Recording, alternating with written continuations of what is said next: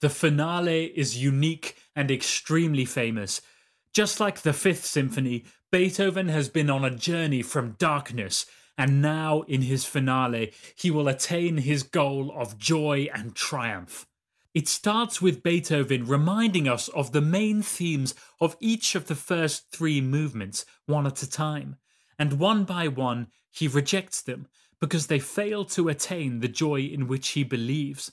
Once all three have been rejected, a new theme appears, and that theme will be hailed and sung as his ode to joy. So, the orchestra starts in this confused terror and violence.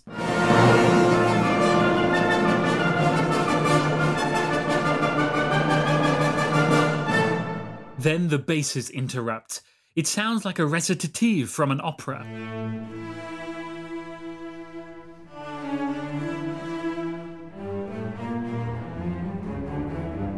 And as you listen through this introduction, you'll notice that Beethoven, one by one, brings back the main theme from each of the first three movements, and each time it is interrupted and discarded by the bass recitative. However, you may also notice that each time the bass becomes slightly more pacified. After the first movement quote, the bass is quite aggressive. By the third movement quotation, the bass is relatively calm. Then finally, we hear hints of a new theme.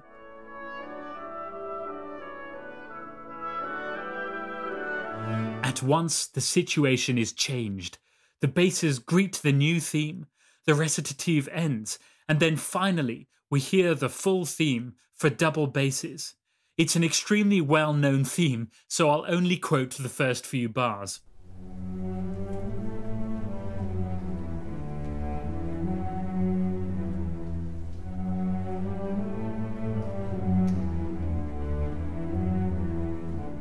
When Beethoven has given the full melody for basses, we get a version for violas, cellos and basses. Then another version for full strings, and then one for full wind band. Following this, there is a neat codetta, and this idea becomes an integral part of the theme in future variations.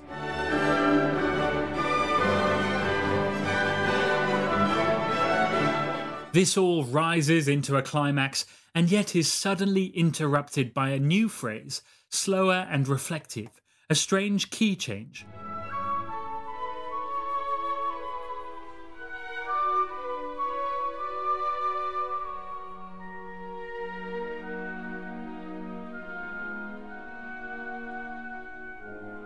But this is brushed cheerfully aside, making way for the return of the panicked introduction. And at last, here comes the revelation. A human voice is heard, in place of what was once a double bass recitative, saying, "Oh friends, not these sounds."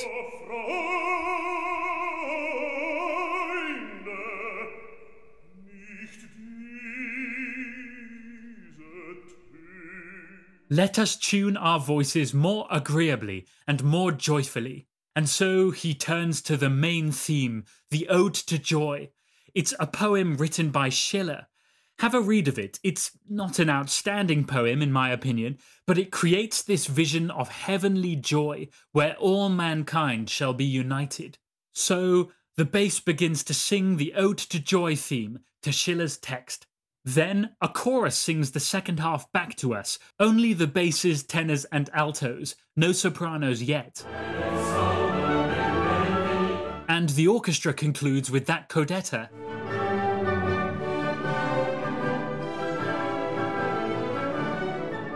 The next verse is given to a vocal quartet.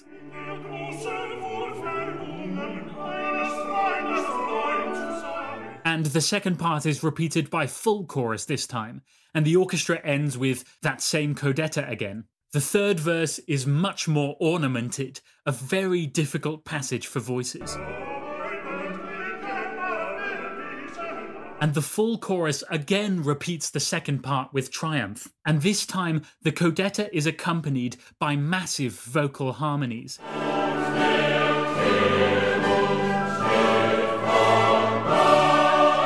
And a sudden, amazing key change.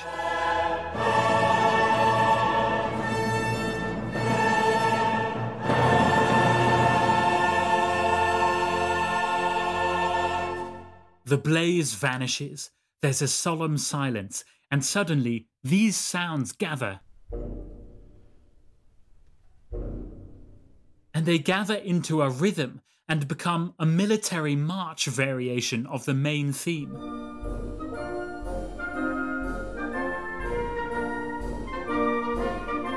A solo tenor sings this verse triumphantly, his phrases broken up across the music.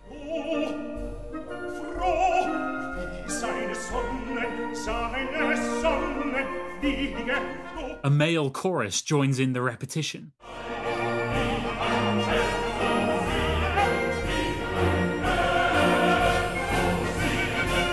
At the end of this, we are thrown into a double fugue.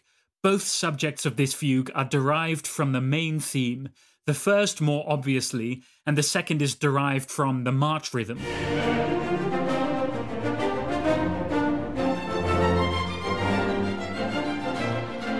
This double fugue is worked out with great energy, passing through various keys. It finally settles, pulsing on one note, and then comes one of the most famous key changes, perhaps the most famous moment in the symphony.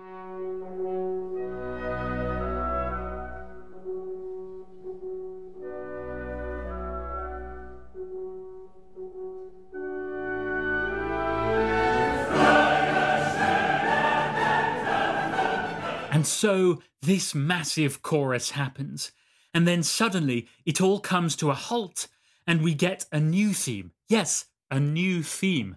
This is the song of the universal brotherhood of mankind.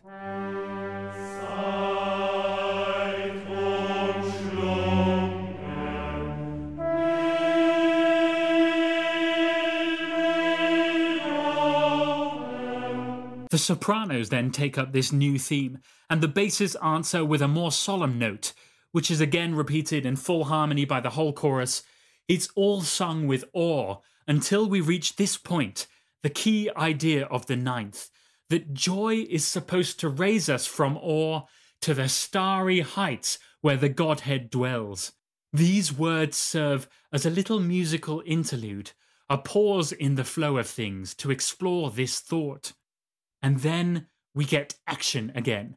The chorus breaks into a torrential double fugue on the two main themes, the Ode to Joy and the Song for Universal Brotherhood.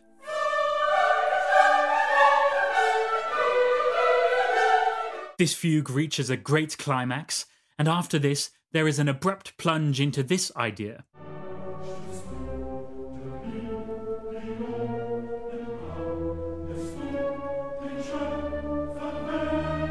Which cleverly moves through almost every note in the chromatic scale. So finally, we reach the coda.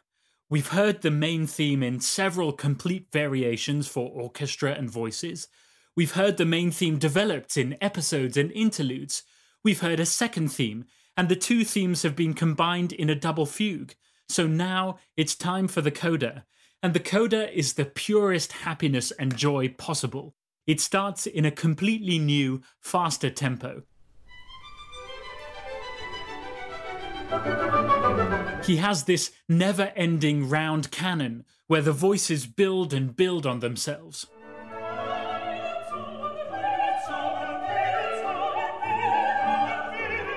They ascend to the heavens, and at the last moment, there's yet another magic key change.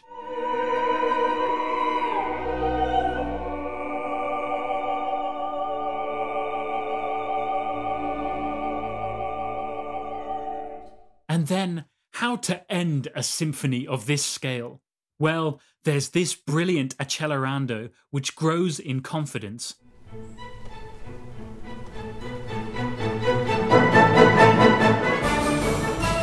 And this leads to the orchestra and voices ablaze with the wildest outburst of joy.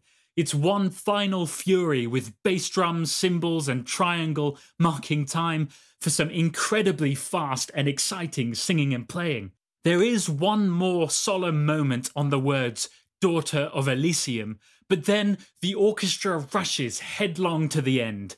There is nothing wasteful, nothing chaotic about it. It is a pure rush of melody and joy.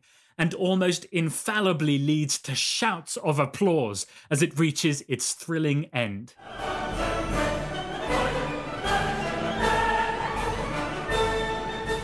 If you want to discover 14 masterpieces of classical music and learn how to get the most out of classical listening, how to really feel what the music's expressing and understand what it's doing on an instinctive level, then check out my free course, 14 Pieces. It's absolutely free, so if you're interested, then follow the link below.